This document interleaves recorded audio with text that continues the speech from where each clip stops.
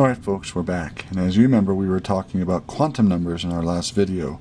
We talked about the first two quantum numbers. If you remember, the n quantum number represents the energy level of the electron, and as you recall that has to be an integer that is greater than or equal, let's erase that, trying to get it right here, greater than or equal to 1. So we could have n equaling 1 with an electron on the first energy level, 2 if it's on the second energy level, 3, 4, 5, etc., depending upon the energy level that it's in. The second quantum number we talked about is the L quantum number, and that is the sublevel of the electron. So within each level, energy level, there are sublevels, and we said that L is also an integer. It must be greater than or equal to 0, right? All the way up to n minus 1. So if I'm on, let's say, the fifth energy level, n equals 5, how many sublevels can I have? What are their numerical values, and what do we call them? All right, so L can be 0, right, because it has to start with 0. In fact, we don't even have to say greater than or equal to 0. We just need to say 0 up to n minus 1. It can be 0, 1, 2, 3, or 4, because 4 would give me n minus 1. Notice that on the fifth energy level, there are 1, 2, 3, 4, 5 energy levels. Okay, now, the first four we've actually given names to, and we call them by the first letter in their name. And actually, they all have names. We just give them letter designation. When L is equal to 0, we call that an S sublevel. When it's equal to 1, we call it a P. When L equals 2, we call it a D. When L equals 3, we call it an F, and I gave you those names last time. And then after that, kiddos, it just goes alphabetically. Alrighty, now, this number, the L quantum number, is essentially the shape of the orbital. For example, an S sublevel has a nice, pretty spherical shape. A P sublevel sort of looks like a figure 8, and a D sublevel, for the most part, has a cloverleaf shape. So, let's say I'm talking about the first energy level, and I'm talking about the S sublevel.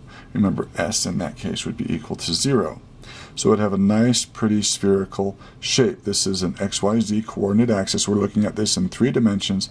And if you can imagine a sphere, and that being the electron. You're saying, well, where is the electron in there? No, that sphere represents the electron. I know it's confusing. We're not thinking of an electron as a particle now, kiddos. We're treating it like a wave. So that whole sphere represents where the electron is. I know, it's a bit odd, but bear with me. Let's say I now am on the second energy level. Now on the second energy level, can't I have an S and a P sublevel? Right? Because L values range from 0 to n minus 1. So L can be 0 or 1, or an S and a P sublevel. On the second energy level, the S sublevel is still a sphere, but it's bigger. It's farther away from the nucleus. So it's a bit bigger sphere than the 1s was. Then the P electrons will take this sort of figure 8 three-dimensional shape. One of them lies along the x-axis, and we call that px. One of them pokes in and out of the page on the y-axis. We call that py. And one of them goes up and down on the z-axis, and we obviously call that pz. So, once again, you say, where is the electron here, Hummer? This shape is the electron. We're treating it as a wave, and so it has that shape, this figure 8 three-dimensional shape. Now, what do you think this p orbital would look like on the third energy level? Yeah, they'd all three look the same, but they would be bigger because they're further away from the nucleus. So, all s orbitals are spherical, and their size increases with an increasing principal quantum number. All 3 p orbitals are dumbbell-shaped, or that three-dimensional figure 8 shape, and are orientated along 3 perpendicular axes, x, y, and z. Now, the d orbitals, kiddos, So SPD, that's when L equals 2, and those do not exist until the third energy level. Think about why. If n equals 3, L can range from 0 to n minus 1. So 0, 1, and 2. S, P, and D. So the third energy level has s orbitals, it has p orbitals or sublevels, and d. The d's have this cloverleaf shape for the most part, except for this weird one at the end, the dz squared. These are mathematically derived, so once again they might look a little odd. 4 of the 5 d orbitals have the same shape but lie in different planes. The dz squared orbital has its own unique shape. So these sublevels, kiddos, essentially describe the shape. If I talk about an S, you should be thinking about a sphere. If I talk about a P, you should be talking about a figure 8 or a dumbbell shape. And if I talk about a D, you should be thinking, for the most part, of these clover leaf shapes. We will not worry about the shape of an F. If you want to look that up, you can, but once again, it's just going to probably add more confusion to the matter. Okay? All right, let's go on to the next page now and talk about the third quantum number. The third quantum number is the M quantum number. Sometimes it's written as M sub L, kiddos. This number represents the orbital that the electron is in. It essentially is the orientation of the sublevel in space. If you remember, a p orbital or a p sublevel has a figure 8 shape. True story? Can't that be orientated on the z-axis? Can't it be orientated on the x-axis? And can't it be poking in and out of the page on the y-axis? So each one of these orientations is represented by the M quantum number. It's the orientation of that sublevel in space. Mathematically, M has values ranging from the negative value of L to the positive value of L. For example, the P sublevel I just showed you can be orientated 3 different ways. These orientations are represented by the M quantum number, and they range from negative L to positive L. So first, do you remember the numerical value of a P? We need to go back to the previous page. P's numerical value is 1, isn't it? So the numerical value of a P sublevel is 1, so M can range from negative 1 to positive 1. So in this case, M has values of negative 1, 0, don't forget the 0, positive 1. And they would be representative of these 3 orientations in space, the px, the py, and the pz. So what do you think the values of M would be in a D sublevel? Pause the video for a minute. See if you can figure out what those values are, and then turn it back on and see if you were right. Okay, welcome back. What's D's numerical value?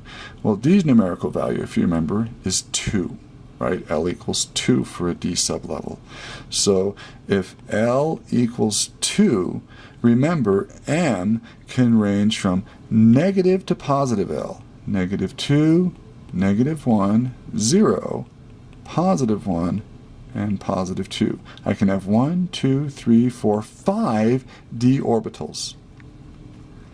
Let's see if we're right. Let's go back to the previous page and look at our d orbitals. Remember the d sublevel looked like a clover leaf? Yeah, and we can arrange that. How many different ways did we say? 1, 2, 3, 4, 5. Didn't we just describe those as negative 2, negative 1, 0, positive 1, and positive 2? Now, we call these M values, as we've been saying over and over again, orbitals. Each orbital can hold a maximum of 2 electrons. So, if I'm in the D sublevel, what's the maximum number of electrons I can hold? Well, let's see. In the D sublevel, there's 1, 2, 3, 4, 5 orbitals. If each one can hold 2 electrons, that would be 10 electrons in a D sublevel. Okay, how many electrons can I hold in an S sublevel? Let's see. S's numerical value for S, L equals 0. So m can range from -0 to +0, which is just plain old 0. So there's only one s orbital, kiddos. And if that can hold 2 electrons, and s can hold 2 electrons in a s sublevel. What about a p? Well, let's see. P's numerical value is 1, so the m can be -1, 0. There are 3 p orbitals. If each one can hold 2 electrons, 6 electrons can be held in a p sublevel. How about an f? Pause the video and you figure out how many electrons can be held in an f sublevel. All right, an f. F's numerical value is 3, right? So that means the orbitals range from -3, -2, -1, 0, +1, +2, +3. So it looks like there are 7 f orbitals. I'm just going to draw a line to represent each of those 7. And each of those lines represents an orbital. And how many electrons can I fit in each of those, did we say? 2. You're right. They can fit 2 electrons per orbital. So 2, 4, 6, 8, 10, 12, 14. So 14 electrons in an f sublevel. All right. That takes us finally to the last quantum number that describes where an electron is located as it's buzzing around the nucleus. And that is called the s quantum number. Sometimes that's called the m sub s quantum number. This number represents something called the spin that an electron has. Mathematically, s can have 2 values, +1/2 and -1/2. Normally, we represent them with an arrow going up for +1/2 and an arrow going down for -1/2. If I have 2 electrons within an orbital and they both carry negative charges, aren't they trying to push each other out of that orbital? Now, well, it was learned, Wolfgang Pauli learned, that if those electrons had opposing spins, that they can actually inhabit the same orbital of each other. It takes a bit of energy for them to stick together in that orbital, but if their spins are opposite of each other, they can maintain that same orbital together. So positive and -1/2 are the 2 values of s. And that brings us to Wolfgang Pauli.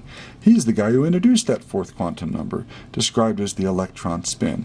And he came up with something called the Pauli exclusion principle, which simply states that no 2 electrons in an atom can have the same set of 4 quantum numbers. That simply means that no 2 electrons can be at the exact same space at the exact same time. So, if I were describing an electron in the 2nd energy level and another electron in the 2nd energy level, their L value could be 0 or 1, couldn't they? Well, let's put them both in the 1 sublevel, which would be a p sublevel. Okay, their m value, if we chose 1, could be -1, 0, or +1 for both. Correct? -1, 0, or +1 for both. Now, let's go ahead and say that they're both in the -1 orbital. Their spins would have to be different. If this one had a +1/2 spin, which we oftentimes represent with an arrow going up, this one must have a -1/2 spin, which we like to represent with an arrow going down. Notice their n quantum numbers are the same. We made their L quantum numbers the same. We made their M quantum numbers the same. So 3 of the 4 are identical, but the last quantum number, they differentiate in their spin. No 2 electrons can have the same set of 4 quantum numbers. Okay, when we come back, we're going to practice this, probably review it, and we'll apply it to something called the hotel analogy and how we place electrons in their orbitals around an atom. See you then. Bye-bye.